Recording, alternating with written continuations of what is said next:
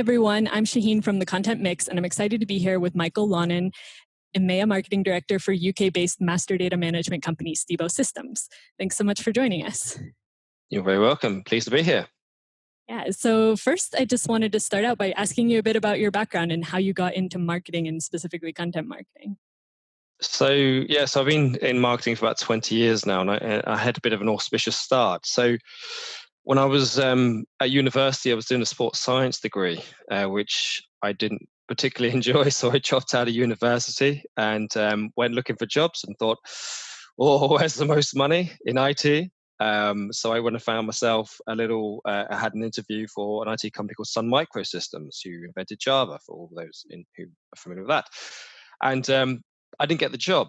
Unfortunately, it was for I think it was a business administration job at the time, but the lady said that I was slightly overqualified, or that I would get bored of it and leave, and that's not what she wanted. So what I did, as most sensible people should do, is pick up the phone afterwards, ask her why, what happened, did I interview badly, was there a problem, what other issues?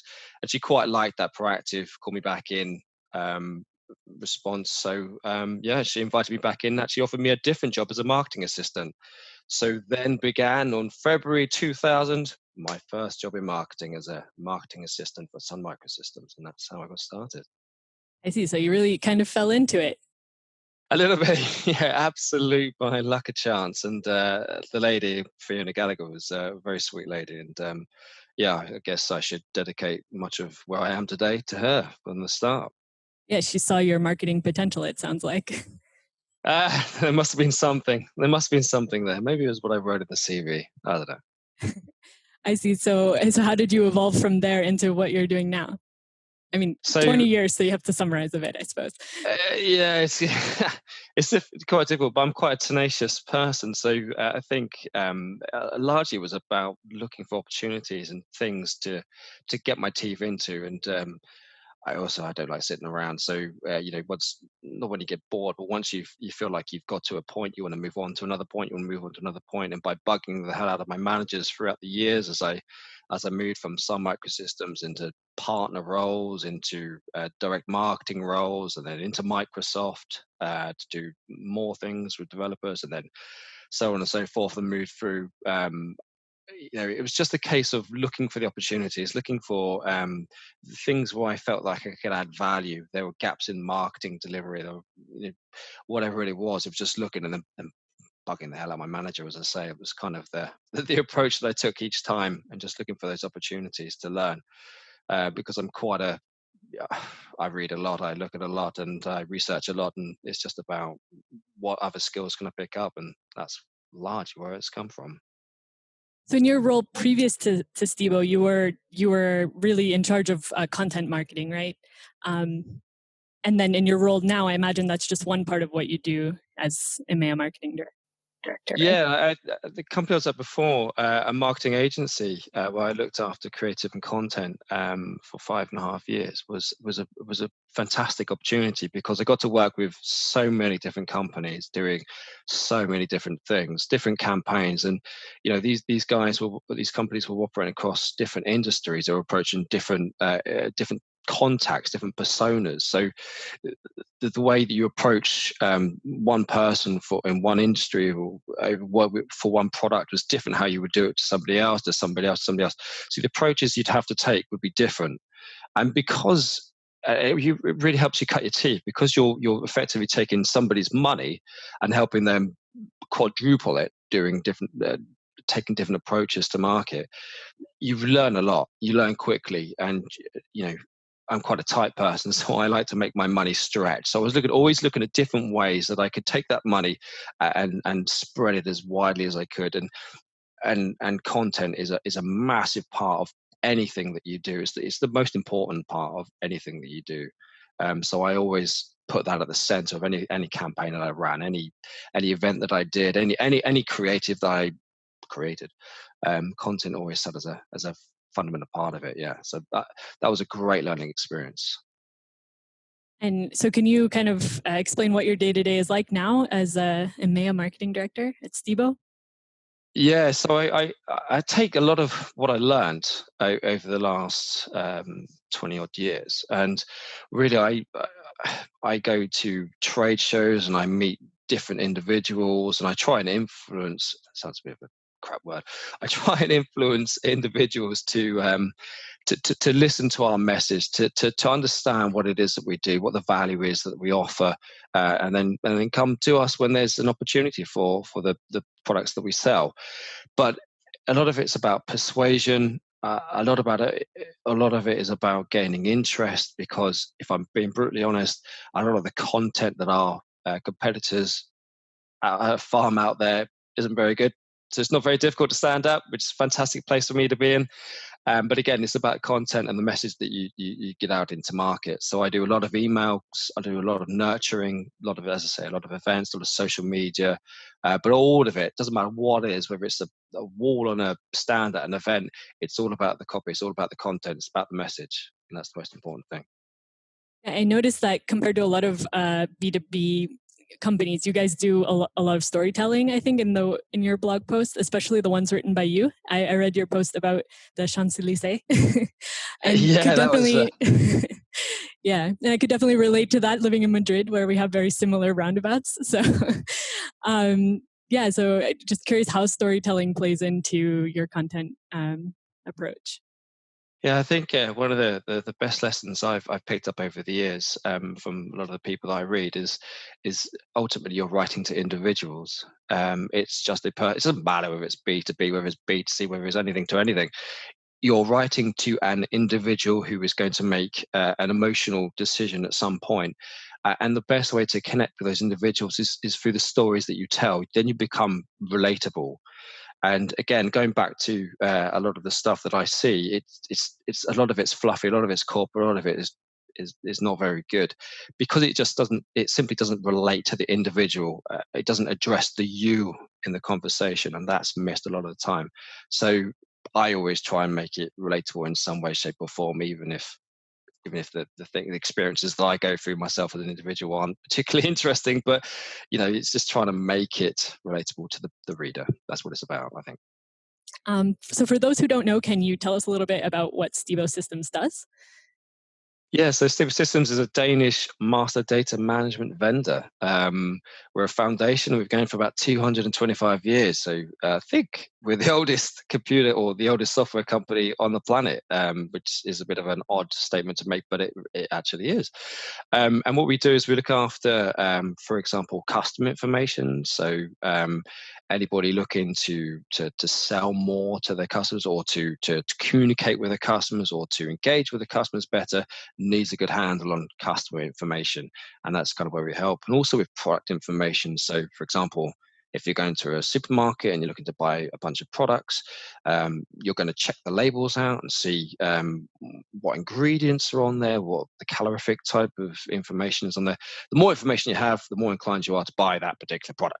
So we're about giving the supermarkets and the manufacturers and the producers that information. That's in short what it's all about. I see. So who's your audience for content marketing? My audience in particular is chief data officers or heads of data. So they're the people who look after the information that businesses take in, and how they then manage it and how they then use it within their organization. So it's those people who are setting the strategy and setting. I prefer this actually; it's more relatable. Building a data culture. So it really is about helping those organizations work out what they're going to do with the information they have on customers and products and suppliers and vendors.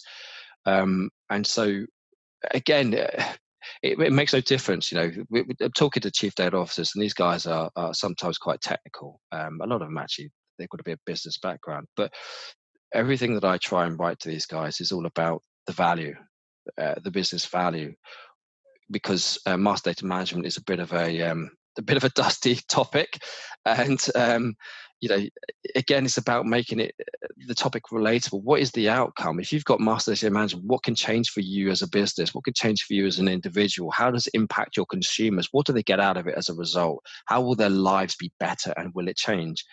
And again, it comes back down to stories a lot of the times, about how you build that story out. You don't talk about the products, don't talk about the fees, don't talk about the speeds, don't talk about master data management. Just talk about what it is they're going to get out of the thing once they've got it. what's the benefit to everybody? This is the most important thing, I think. Yeah, absolutely. Very good point. And then do you have any examples of like the approach that you take or the types of content you produce that work the best for you?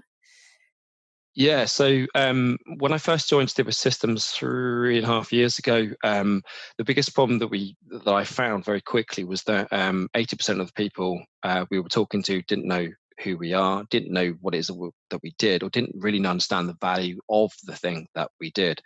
So I created a campaign called "What is Master Data Management and Why You Need It." Or what master data management is and why you need it. And what it did is it created a story. It basically put the reader, I wrote about the reader, what would happen to them if their company had master data management, when they went home, what impacts of having master data management would impact their lives. And what I did is I tried to build content, lots of different social media stuff, lots of different emails, long series of emails, a series of videos that would encapsulate sort of that message. And it was, for example, in the videos, I built these scenarios where people were actually using products that were incorrect, they were wrong. I think one guy was squeezing toothpaste out onto his toothbrush, and it was kind of a mustardy sort of thing, rather than the actual product itself, because the information just didn't exist. So it's really extreme examples, but it was just about putting it into the life. It wasn't about talking about master data management. It really wasn't. It was just talking about what it meant to have it ultimately to those individuals and their consumers. Because although we're selling to these people, it's their consumers who are most important to them. So we were almost selling on to that part there. And that worked particularly well. And to be honest, it still works now. I still use it now. I still use the emails. I still use the videos. I still have created a series of white papers and reports which pull people through the experience itself. So somebody who doesn't know what master data management is or doesn't understand the value of it will soon learn what it is really quickly, really easily, and then they'll move through this, I hate to use the phrase, funnel process, where they move on to different educational pieces. That's kind of worked perfectly, and it still does today. Awesome. And being a data company, I imagine like data of your content campaigns might be something you look at. I mean, how important is that, and how do you measure whether or not your content is doing well? Yeah, so that's difficult, depending on how big and wide and deep the activities go, and it's always that challenge. So we use HubSpot to help us, and Salesforce to help us manage our contacts and the engagements that we get. HubSpot in particular, we use to create, not to create, but to manage our content as well. So we can see clickers, openers, people who are engaging. I've got things hooked up. So, for example, if somebody downloads something, then I get informed. I can then engage with that person and see what it was they were after. So, a lot of it is about the tools that you have, but those tools are crap. They don't mean anything if you haven't built some level of human understanding of the process people are going through to support those things. So, HubSpot on its own is garbage unless you've set it up in the right way. And this is how I tend to build these things. How do I measure it? So it's the number of qualified opportunities that I get out the back of it. And I do, my old sales director from my previous company would say that if you're spending £10, you should get £100 back out of it. So my budget's always kind of on a 10-to-1 sort of basis, and it's worked quite well. Although I'm not quite sure I've answered the question Yeah, particularly well. absolutely. I think that makes a lot of sense. I mean, the bottom line is it has to bring you clients. Like all those other numbers in between don't really matter, right? If you're getting tons of traffic and downloads and whatever, if they're not the right people, then it's not important. You're absolutely right, and still too many of my peers do manage to record these things in isolation. Oh, great! We have sent an email out. Look, we got 13 clicks. Ooh, we're at 1%. This is above industry average, or whatever they determine to be industry average. But it doesn't matter. None of that matters. None of what we do, content creation, email marketing, whatever, digital marketing, whatever it is, none of that matters unless you get a sale at the end of the day, because nothing happens until something is sold. So that's what it comes down to. Absolutely. Totally agree with you. Well, I have to ask you the question about Europe, considering we're getting close to the time. But one more question, and then I'll go into the recommendations, which we always do at the end. But I wanted to ask you, just kind of, as a EMEA marketing director, that must mean that you're working in a bunch of different European markets, right? Yep. And so how do you manage that, and what are the challenges or opportunities that are there?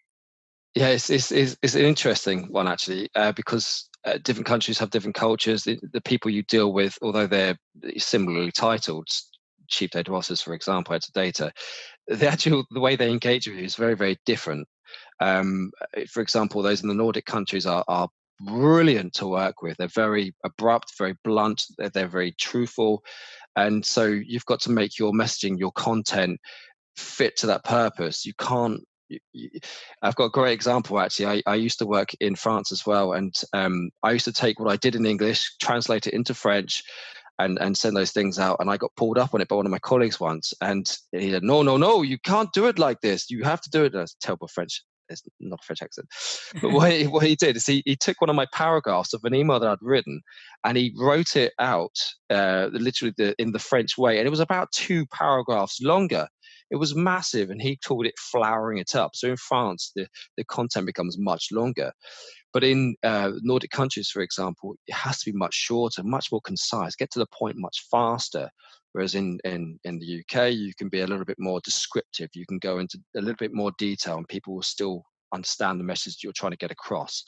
So from that point of view, it's a brilliant exercise. But ultimately, you're still dealing with individuals, dealing with personalities. They still have an emotional connection to the things that you're saying. So from that point of view, everything's still emotive.